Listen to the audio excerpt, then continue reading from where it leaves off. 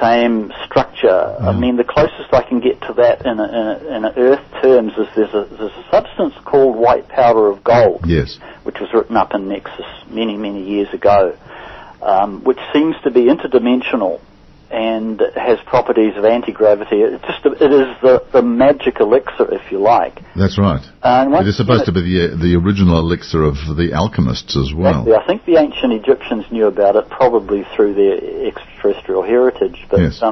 It seems to be that, and this is a crystalline form of gold, or the higher state, what they call high-spin metals like rhodium and etc. Yeah. Now, it seems to be that everything is constructed from a crystalline substance, which is, I think, the bedrock of the alien technology.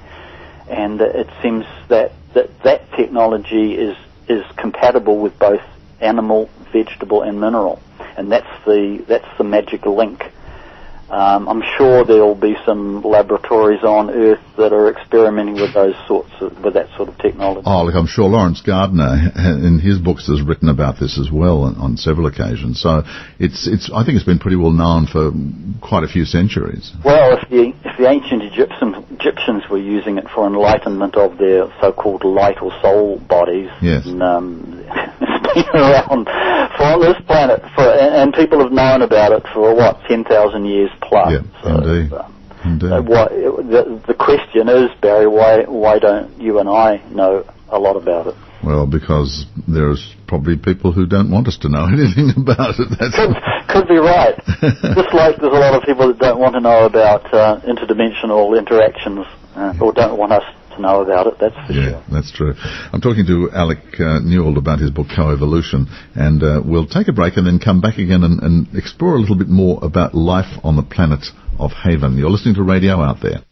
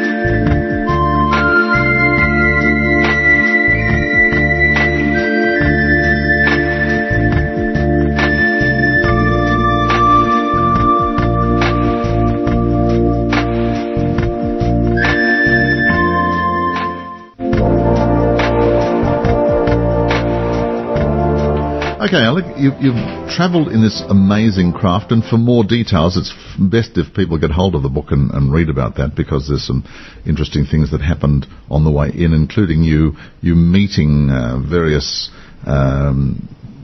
entities, people from this other world, and then by the time you got to the planet itself, you were actually taken in charge by a very interesting personality. Yes, I'm writing a second version of Coevolution to explain that in more detail, but just to stick with the path that I used on the original story. Yes, and here again I use the name of Xena for this female entity which seemed to become my guide, because there would be no way to use a name sound that would be compatible with my tongue. Her name was basically a vibrational frequency, so I just tuned it down to a sound that was as close as I could make with my own tongue. Right. So the name doesn't really mean a lot. But anyway, this entity, as a guide and mentor, ran me through not only their own history, but some of our own as well, of planet Earth, which was very interesting. I'll perhaps leave that to people that want to read the book. Some of it's probably well enough known, but some of it might not be. But their own planet, as I said, was catapulted into a dimension that didn't really fit with the rest of the cosmos. And so they're out on a limb in a dimension that I labelled as 3.5, just for want of a better name. So they're finding it difficult. They've actually built themselves a coffin, I think. This reality is not stable, and it won't last forever. They've got to get out of that situation at some stage, and they're fighting as hard and as fast as they can with their technology to get themselves into some sort of a situation where they could actually travel back half a dimension, which would bring them into our reality. So they want to regress at this stage now? Yeah, yes. They have to. They can't go any further forward for technical reasons that I don't understand. And having travelled that far forward, they back themselves that they can re-engineer their direction backwards. They have to get back into a reality which would fit with ours. And so the reason that they are visiting Earth, or planets like Earth, is to try and grab samples of not only plant life and animal life, but also intelligent life, to see if it's possible for them to splice themselves back down the ladder of evolution. Very interesting situation. Interesting. How interesting. So, can you sort of give us a description of Xena and the other people on the planet of Haven? I mean, we've had and seen so many different kind of representations, shall we say. The little greys seem to be almost like the generic off-world visitor. Were they anything like the greys? Well, I can actually elaborate a little bit on that, Barry. I was quite interesting with Stephen Greer's book has some relevant detail on the so-called Zeta Reticuli, or the greys. Yes.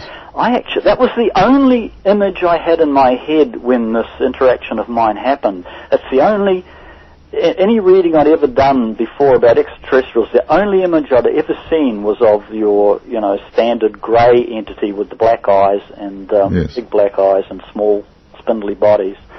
And I actually asked them, what's the story with these other entities that I'd read about or seen in some magazines? And they gave me an answer which actually surprised me. They said, well, those entities come from a lot closer to home than you could imagine. And without going into much more detail, and that sort of threw me, much closer to home. Do you mean you're a native of Earth? And they didn't say that in so many words, but that was what they were hinting. And of course, Stephen Greer has come up to say that some of these grey entities are quite possibly biologically manufactured by some covert agencies and on planet Earth for their own purposes. For their own purposes. Yes, so that threw me a loop, to say the least. By the way, when we've been talking about Stephen Greer, his book is Hidden Truth, Forbidden Knowledge, those people who may be tuning in and wondering about that. That's the book we're referring to. I would reckon that is the book of the century as far as I'm concerned. But anyway, true enough. Back to these entities that I was interacting with. Now, they had already attempted, by the sound of it, to generate to back engineer their race to a level that was more compatible with ours, and that was another of the experiments they were trying to test by coming to Earth and asking if we would like to interact with them. The premise that I was abducted off planet Earth isn't quite accurate, actually. But it's very hard to explain when you're suffering from amnesia that you'd given people permission to come and visit you.